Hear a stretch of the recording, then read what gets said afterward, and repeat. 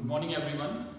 Today we are starting and continuing with our the reducing agents part, and here we are talking about those reducing agents generally giving you a hydride ions, and this hydride ion is behaving like nucleophiles, and they helpful for the reductions of the different kinds of the functional group. In the previous lectures we have already studied about a very strong reducing agent, that is a lithium aluminum hydrides. Today we are talking about another very important compounds or reducing agent, generally it is known as the dimer.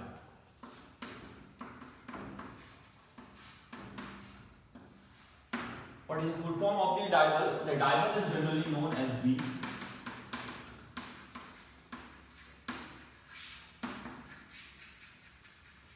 diisobutyl aluminum hydride.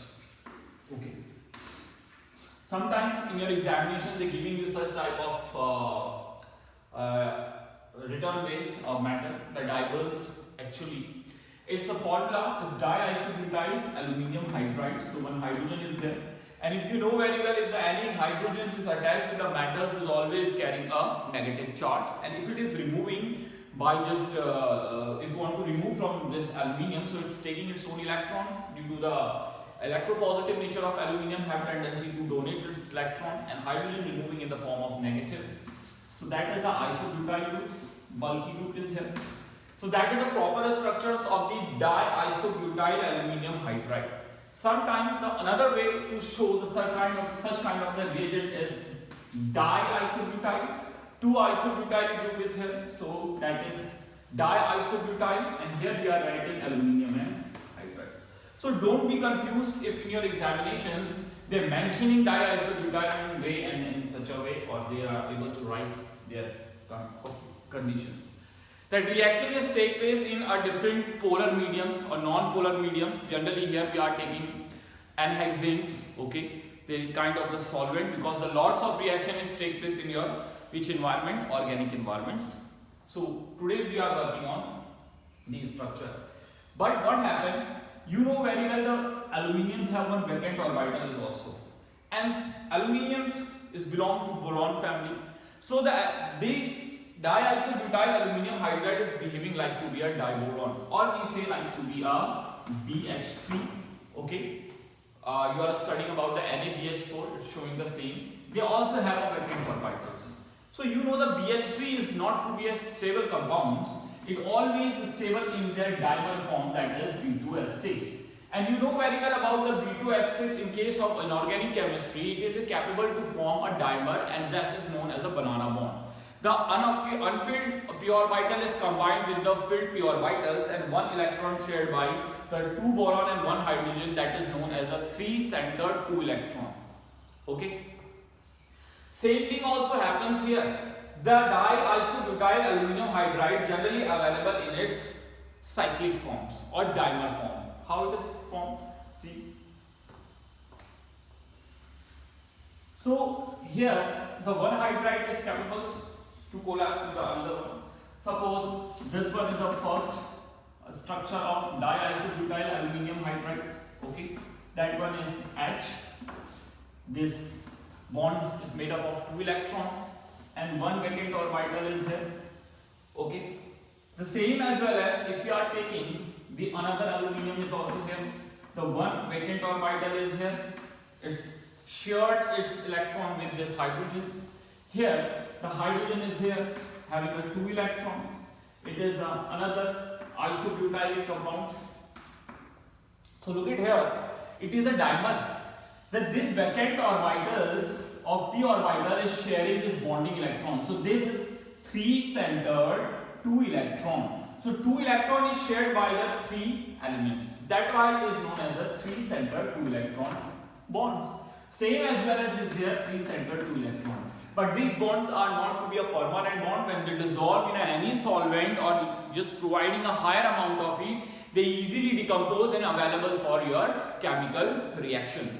So it means it is a dimeric form of the diisobutyl aluminum hydride, and due to this vacant orbitals, it's behaving like to be a Lewis acid.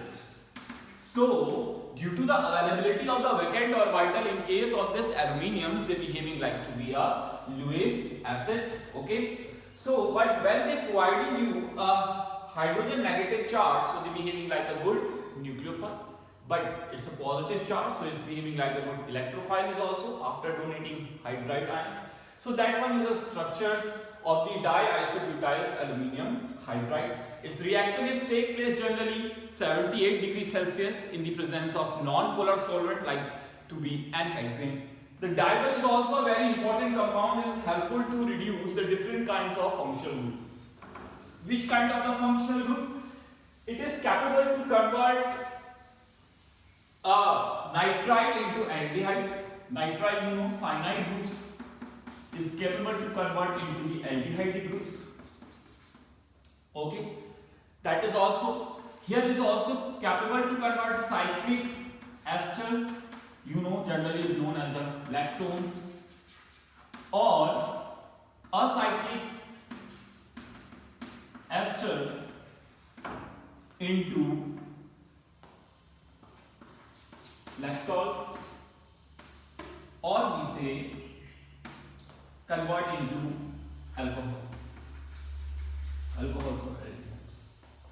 Okay, so that is another just way to the applications part. And generally it is also able to convert a triple bond into the double bond. But when they are participating in such kind of the reactions, they giving you which kind of alkene? They giving you a Z. Z means cis. Cis kind of alkene they will be providing you. Okay, so that is a different way in which we are just giving you the different kinds of products. That is just properties of diol. Then we are starting its application parts. What is the applications? So according to our statement, the diol is capable to reduce the every kind of aldehydic esteric group into that aldehydes or alcohol is also. So see guys, diols generally the nature is it's a weak reducing agent. Why it is a weak reducing agent? The diols, you know, it's a aluminium hydride generally. Here the hydride and all these bonds are covalent bonds. So that it is a very difficult to decompose the such kind of these bonds, and due to this available of this bulky groups. So that's why they behaving like to be a weak nucleophiles. Okay. So that is the features of this diols. Then I'm going to show you its different reactions. Suppose here we are taking a compound, a esteric group. This one is ester, C double bond O. O or ethyl group is there, guys. So here we are taking diol. I'm not going to draw the whole diagram, just showing you reactions by using its proper structure. If you want to show, it's good for you. So that is, I'm just going to draw it. Small structure is hydrogen. It's a vacant orbital is also here. So it's a electrophiles, electrophilic in nature. So when they releasing the hydrogens, and hydrogen releasing in the form of negative, it carrying a negative charge. So it's attacking on this carbon and electron is moving upward direction. Okay. What is our next structure? They're giving you certain type of compounds. So if the rotating the above side, it's carrying a negative charge, and here the hydrogen is attached with O and E. So you know very well the oxygen always exists in double bond form. So the electron is moving downwards. Here ethoxide is behaving like to be a good living group, so it will be removed in the form of OET and taking one proton from the solutions. So you are getting a product that is C double bond O or H. So it means the esters are converting into this aldehydic groups. So that is a acyclic ester. So the acyclic ester is converting into aldehyde group by taking this diols at 78 degrees Celsius temperature, minus 78 degrees Celsius temperature. So that is the first way to convert any ester group into this aldehyde. The second one, we are talking about the cyclic ester. It means lactones, and you know how the lactones is formed. Iodolactonizations we taught you already with Woodward and Prevost reaction when we taught you that reaction. So if we are taking examples of the cyclic esters to be like this, suppose, okay, that is R, this one is your H, and this one is your H. So here we are using a diamond, diisobutyl aluminum hydrides. Okay, so this is diamond. I am not going to draw its diagram. It is helping to facilitate this movement of this pi bond on towards this oxygens, because it's behaving like electrophile having a vacant orbitals. So it's giving a H negatives. Okay, so H negatives attacking on this carbon and it's moving on upsides. So here O is negative, it's already bound with this carbon, and you know here is your hydrogen, here your R is upside alkyl groups. So with carbon a hydrogen is attached. Okay, this negative charge is moving downwards, and here that bond is broken easily, it carrying a negative charge. In the next steps, see, that is carbon, double bond O, that one is H, provided by this diol having a ring, this ring, R remain as well as same, H is also, and here O carrying a negative charge. And this negative charge attached with the vacant orbital of diol. So, likely with this one, the aluminium form a partial bond with this compound. Okay. Then we are going for the workout. Workout means hydrolysis. If we are going for the hydrolysis, means H positive, OH negative, the bond is easily decomposed. The OH negative is moving from aluminium due to the vacant orbital is here, and due to the carrying a negative charge by this oxygen, this H positive is moving towards this O, and you are getting a product. This is a two functional group is here in the your product. This is R already is there. This one is hydrogen. That one is also a hydrogen, and that side is OH, and that side is your C double bond O or H. So you are getting such type of products. After the reduction, they giving you two functional group. The one functional group is aldehydic functional group, and the another one is the alcoholic functional group. That is the another properties in case of the diisobutyl aluminum hydrides. Okay. See, in case of the another applications of diisobutyl aluminum hydrides. In next applications, we are applying on the nitrile groups. Nitrile is a kind of the, you say, cyanide. Okay, the different reactions we are taking place in our labs, in our surrounding atmosphere. Generally, one of them is a Stephan reactions, in which you are taking the stannous chlorides. Okay, in the presence of HCl or tin, they just working there. So it is also able to convert into this aldehyde molecule. So here, but we are also using a diisobutyl. So guys, see, here we are taking generally any nitrile or cyanides group we are taking C triple bond N.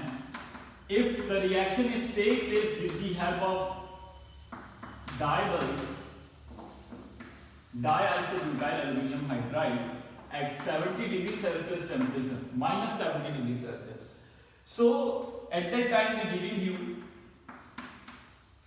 a product, it is known as that is the main product is given by the diols is giving you aldehydes because it's a reductions. It's giving you C double bond over H, it's removing in the form of NH3. Same as well as similar kind of reaction is generally known as the Stephan's reaction. This take place in the presence of SnCl2 plus HCl. At that time, they are also giving you a benzaldehydes. So that is the conditions, but we are talking about the diols. Its diol is also able to convert into this, that compound into the aldehyde molecules. So that is a use of the diol. The another application is on alkyne. The another applications of this diol is on alkyne. So they giving you the Z type of alkynes, cis alkynes. So Here we are talking about the alkyne.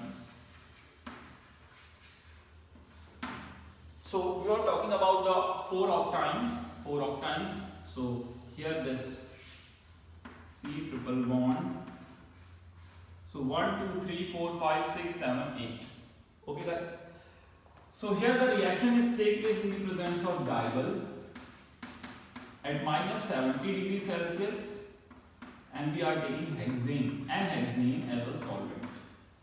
Okay.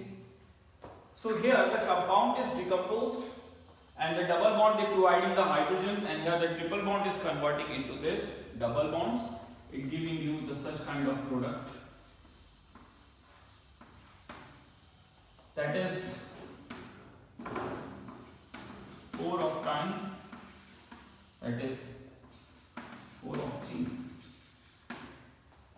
That is the case in it is a linear structure of the octane. Okay, not cyclic. But suppose if this structure is available in the cyclic phase at that time, in case of the cyclic 4 octane, cyclo 4 octane, the structure and geometry is different.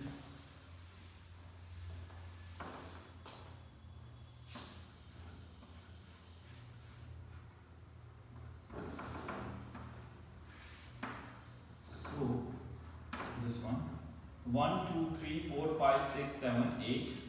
Here is a triple bond. So cyclo 4 octane is here. That is cyclo 4 octane. Okay. Here is also we are using diol at 70 degrees Celsius and hexane. So the compound, the product we are getting, its geometry is to be some difficult geometries we are getting.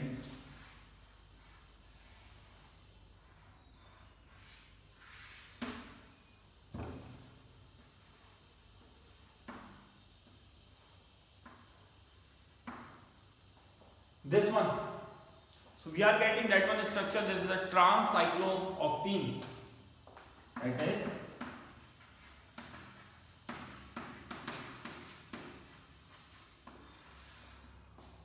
trans-cyclooctene, and the specific character it is a chiral.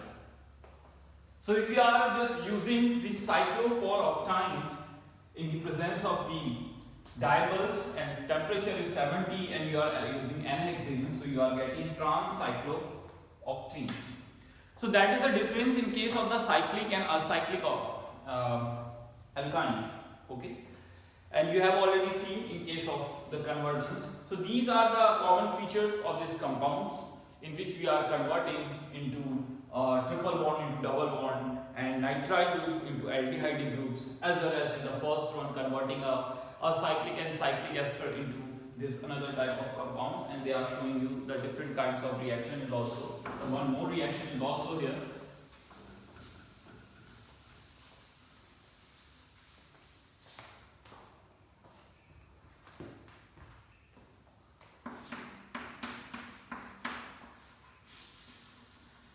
That is a compound. Okay. Like this one. Here double bond is also present.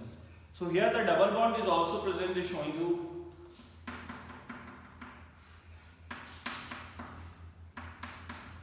C double bond OR H. Okay. We need to convert in this compound, but here we are taking the form of nitride.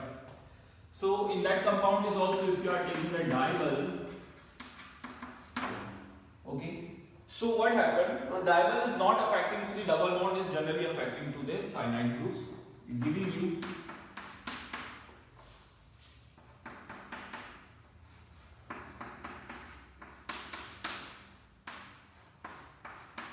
so that process is known as a chemoselectivity.